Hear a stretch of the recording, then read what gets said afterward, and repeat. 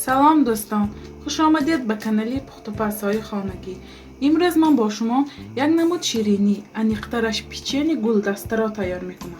محصولات به ما لازم است: 100 گرم مارگارین، یک تا تخم، یک قاشق سمیتانه، وانیلین، رزرخلیتر، حتما 250 گرم آرد لازم است. برای آرایش 100 گرم چهارمغز و ساخرنی پودر لازم است. ما اکنون آرد را به ظرف گرفته 100 گرم مساله حرارت خانه باشد آمیخته میکنیم.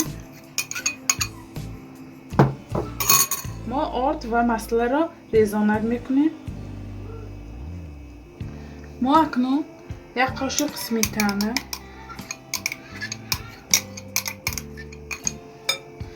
و یک تا تخم را همراه میکنیم.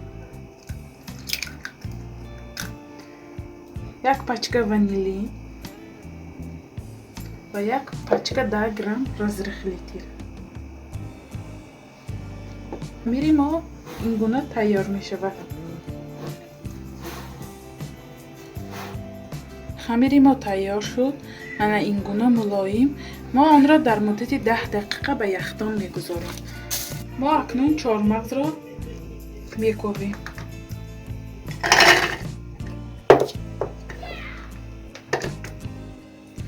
چهارمغز ما این گونه می شود. شما اگر بلندر ندارید میتونید با همراهی کارت هم میده کنید.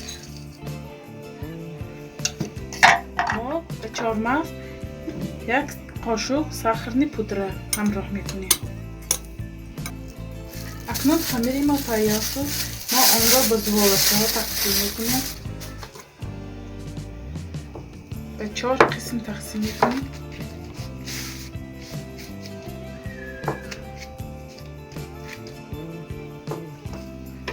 و آنها را زباله میگیریم.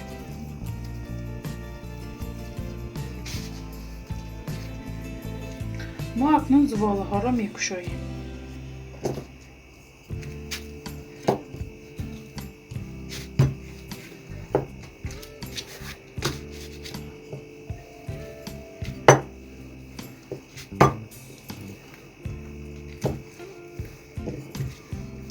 ما این گونه زباله ها را کشیدیم و با 4 قسم تقسیم میکنیم.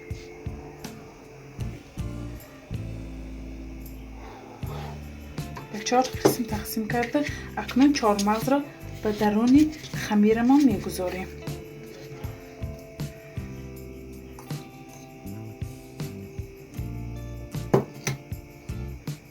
این گونه چهارمغز را مانده با مانند گلدسته میپیچانیم.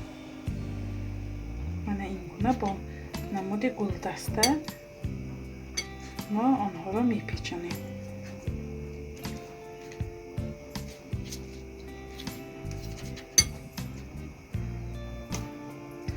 ما چهارمغز را به درون خمیر گذاشته اول یک طرف خمیر را و بعد دوم طرف خمیر را میپوشیم. این گونه گلدسته های ما تیار می شود.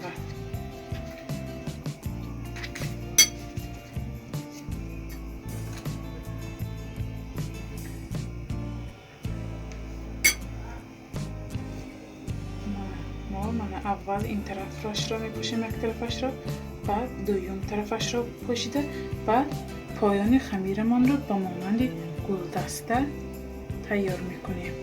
این گونه تیار میکنیم. گلدسته ما این گونه تیار شد. ما آن را به تفتان به مدت 15-20 دقیقه به درجه 200 گرادوس میگذاریم. گلدسته های ما این گونه تیار شد. ما آن را با ساخرنی پودر آرام میدهیم.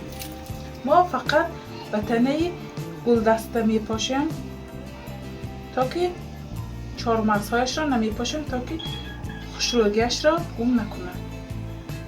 ما این گونه تیار میکنیم.